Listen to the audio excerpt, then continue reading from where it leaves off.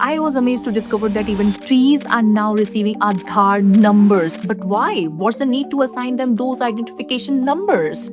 Let's get into it. Hi, I am Ankita and welcome to my channel Ankita Selects. It has been quite a long time since we started using 12-digit UIDs, but these trees have 25 digits longer ones. I went to see over the internet and found that those are chinar trees in Kashmir. Back in the 1970s, the Chipko movement emerged to save trees from being felled. People hugged trees, showing their deep connection with nature and their willingness to protect it even at the cost of their lives. Sadly, that sense of harmony seems to be fading today.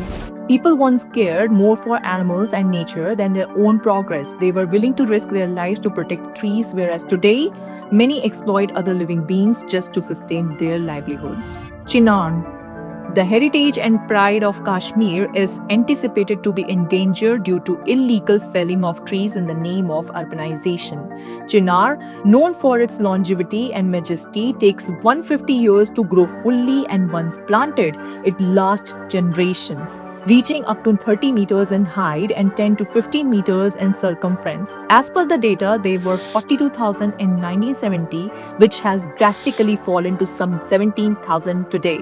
Sensing the urgent need to stop the extinction, J&K Forest Department has stepped in to save our Bhavani, the goddess, the Chinar. I have covered the broader issue of deforestation in this video, complete with data and insights. The link is in the description. To combat this crisis, the government has introduced digital Aadhaar IDs for Chinars. Each tree is geotagged, enabling real-time monitoring of its health, physical attributes, and risk factors. The J&K Forest Department is leading this initiative using GIS technology to build a comprehensive database. So far, 28,500 trees have been tagged. Each tree now has a unique ID, complete with photos to ensure proper tracking. Chinar trees aren't just cultural symbols, they play a vital ecological role.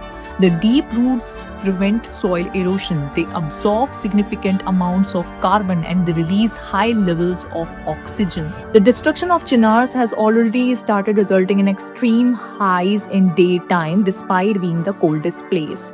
Rainfall and snowfall have already fallen to a great extent. With rising temperature, the population of insects has risen, where ironically they are stated to be existing due to trees and dense forests. The loss of chinars threatens not only the environment but also Kashmir's cultural and ecological balance. Soil erosion, degradation, floods, and landslides are the inevitable consequences. So far, the government has decided to take this step of saving these trees, realizing the destruction of humans with the destruction of nature is speaking the fact we exist because nature exists. But this issue extends beyond Kashmir. States like Kerala, Himachal Pradesh, Maharashtra, Uttar Pradesh, Bihar, West Bengal, and Assam are also prone to natural disasters due to deforestation. Around 85% of India's land is vulnerable to one or more natural hazards. While the QR tagging initiative has begun with chinars, it's crucial to expand such measures to other tree species and enforce strict regulations against deforestation. Urbanization can also happen with trees existing. It's high time we unite to protect nature as we exist because nature exists. What do you think? Should more trees across India get their own unique IDs to protect them? Share your ideas on how we can save our forest, and if this video made you think, please like, comment and share it. Even a simple share can help as a wake-up call, reminding everyone that saving our nature means saving ourselves and our planet.